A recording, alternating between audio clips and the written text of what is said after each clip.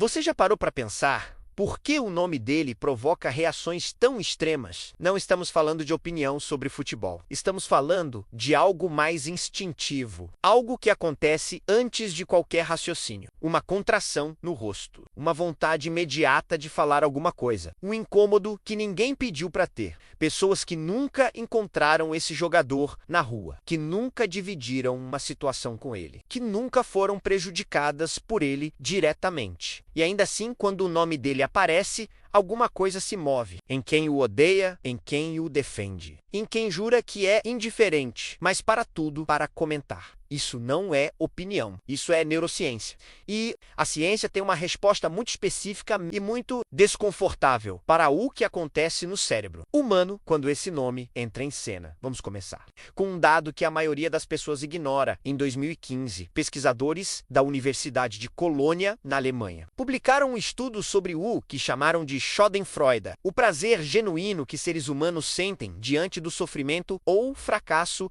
de outra pessoa. O estudo não analisou criminosos, não analisou pessoas com transtornos de personalidade, analisou pessoas comuns dentro de situações cotidianas. E o resultado foi claro. Esse prazer é real, é mensurável e está relacionado a uma ativação no núcleo accumbens, da mesma região do cérebro que responde à comida, ao sexo e às recompensas sociais. Em outras palavras, quando alguém vê uma figura que rejeita fracassar, o cérebro libera dopamina. Literalmente, da mesma forma que libera quando comemos algo que gostamos. Isso não é maldade. Isso é biologia. E entender isso é o primeiro passo para entender por que o fenômeno do ódio a um jogador específico pode mobilizar mais emoção do que o amor a qualquer outro. Mas de onde vem o ódio em si? Por que ele surge? Por que um jogador em particular e não outro? Existe um princípio sociológico documentado pela pesquisadora neozelandesa Peta Stevenson nos anos 1980, hoje amplamente estudado em psicologia social,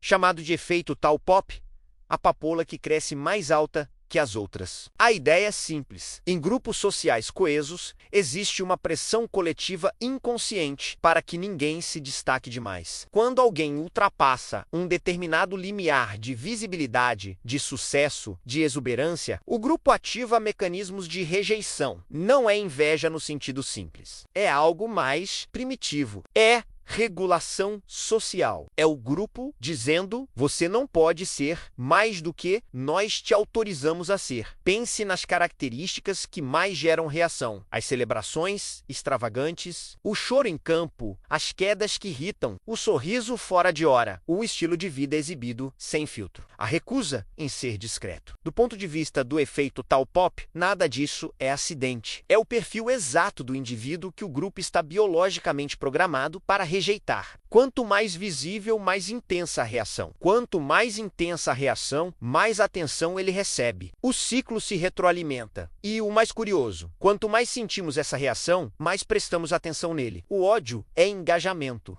E o engajamento sustenta a existência do objeto do ódio, mas ainda tem uma camada mais profunda. E essa é a parte que a maioria das pessoas não quer ouvir. Em 1954, o psicólogo Ian Festinger publicou a teoria da comparação social, que explica como os seres humanos constroem seu senso de valor próprio comparando a si mesmos com outros. Essa comparação acontece automaticamente, sem intenção consciente. Você não decide fazer, ela simplesmente ocorre. O problema é que quando a comparação é desfavorável, quando o outro tem mais, conquista mais, é visto por mais pessoas, o cérebro precisa resolver um conflito interno. E a solução mais comum não é trabalhar mais para se igualar. A solução mais comum é diminuir o outro. Pesquisadores da Universidade de Leiden, nos Países Baixos, mostraram em 2011 que essa diminuição do outro ativa os mesmos circuitos neurais da autoafirmação. Ou seja, quando criticamos, quando apontamos a falha, quando dizemos que ele não merece, não estamos apenas falando dele. Estamos, do ponto de vista neurológico, nos sentindo melhor conosco mesmos. O cérebro é eficiente nessa operação. Ele não anuncia o que está fazendo. ele simplesmente transforma.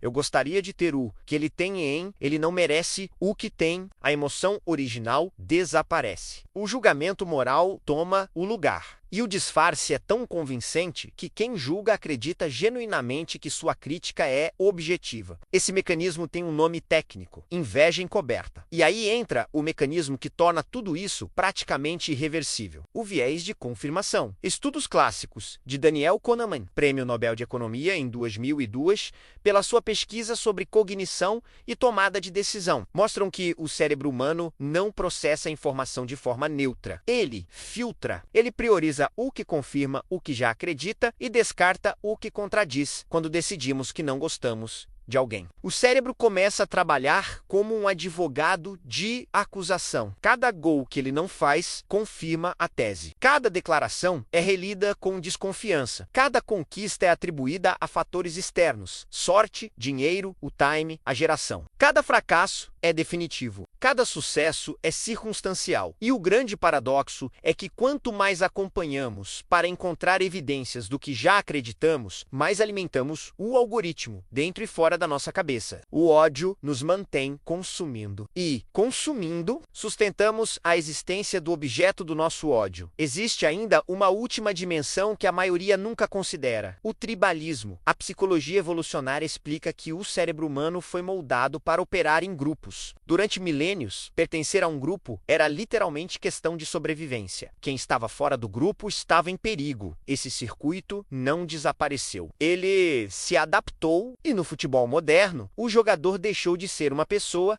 e passou a ser um símbolo de valores que abraçamos ou rejeitamos, um símbolo de identidade, de um estilo de vida, de um Brasil que queremos ver representado ou que recusamos quando rejeitamos o comportamento dele em campo. Raramente estamos julgando só os gestos, estamos julgando o que eles representam para nós. E quando defendemos, também não estamos só defendendo o jogador. Estamos defendendo algo sobre nós mesmos, que ele espelha. É aqui que entra uma das ideias mais perturbadoras da psicologia. O psicólogo Carl Jung descreveu um processo que chamou de projeção, a tendência de atribuirmos ao outro aquilo que não conseguimos reconhecer em nós mesmos. Projetamos no ídolo o herói que queremos ser e projetamos no vilão tudo aquilo que nos recusamos a admitir que também somos. O tribalismo cria o palco. A projeção escolhe os personagens. Então, chegando aqui, a pergunta que fica é esta: o que está sendo revelado quando temos uma reação tão forte a alguém que nunca nos fez nada? Schadenfreude diz que existe prazer real quando ele erra. O efeito tal pop diz que ele cresceu além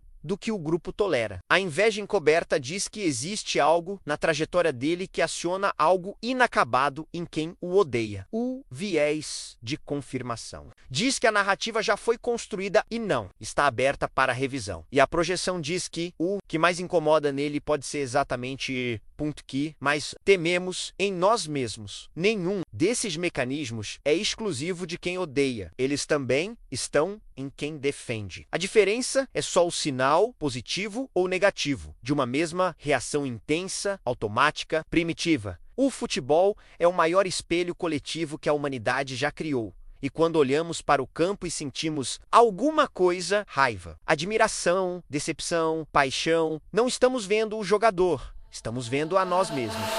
I can feel it coming in the air tonight. Oh Lord,